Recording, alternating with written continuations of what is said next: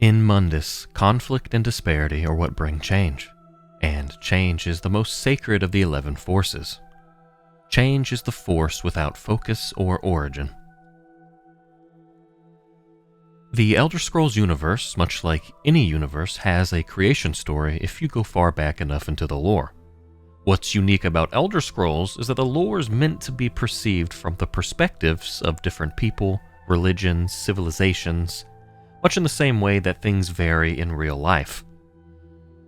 Think of all the religions on Earth, and how they all have their own ideas on creation, historical events, heaven, etc. A lot of times these stories are quite similar in theory. The same concept holds true in Elder Scrolls. All the lore we read or uncover is from the perspective of people who live on Nirn. And if we read the creation story from a myriad of different peoples and religions across the planet, we can find a lot of similarities between them, and piece together a singular, more simplistic to follow story of creation. First, there was the Void. Until a time before time began, the primordial force Anu arrived, and shortly after, his brother Padme. Anu and Padme are known by many other names across many other religions, the most popular, however, being Anuel and Sithis. Anuel is the everlasting, ineffable light, while Sithis is the corrupting, inexpressible action.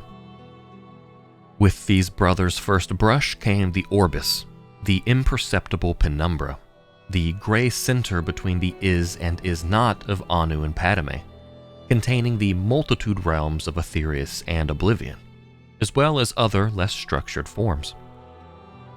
Or more simply put, think of the Aurbis as what the universe is called within the Elder Scrolls.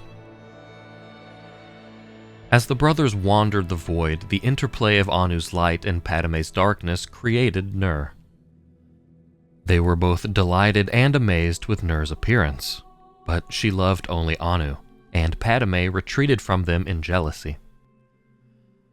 Eventually, the original spirits, called the Et Ada, would spring from Anu and Padme. The first of these Et Ada was created by Anu himself, the soul of his soul, Auriel, also more popularly known as Akatosh, the dragon god of time. And as Akatosh bled into the Aurbis, time itself was created, and its formation made it easier for all the other Et Ada to structure themselves. It was also at this time that Lorkhan was birthed from Padme. Gods and demons form and reform and procreate. Lorkhan is a very important player in the story of creation, as some believed he was solely created and sent by Padme to trick the gods, and others believe he is the reason the mortal plane exists at all.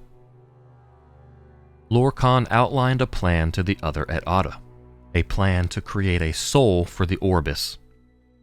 He gained many followers in doing so, including the spirits who would go on to be known as the 8 Divines: Akatosh, Arkay, Dibella, Julianos, Kinnereth, Mara, Stindar, and Zenithar. And so Lorkhan and the others created Mundus, the plane or realm of existence.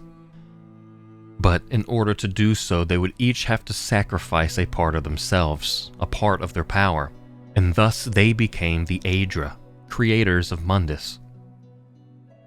Nur would soon become pregnant, which would draw Padme out from his hiding so that he could profess his love for her. But when she told him that she loved only Anu, Padme beat her in a jealous rage. When Anu returned, he fought with his brother before casting Padme outside of time itself. Nur then gave birth to creation, but would die from her injuries shortly afterwards.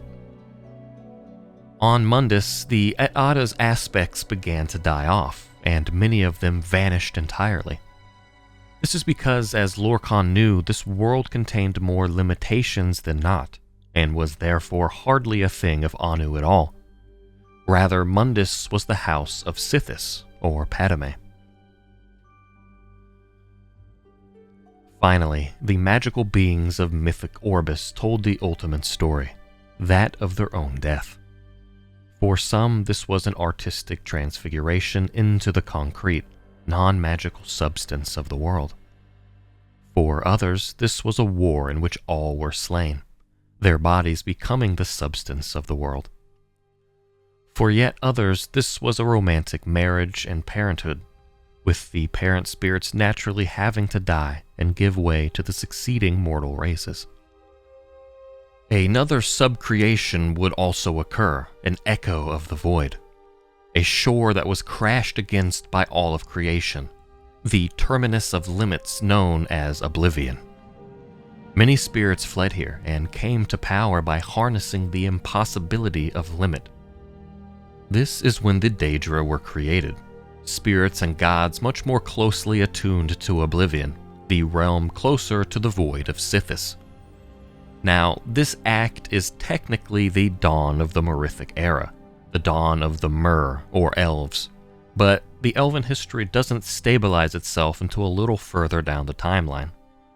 But we'll talk about the Merithic era, the creation of man, the departure of Magnus and the Magna Gi, and the downfall of Lorkhan. All this and more in the next video.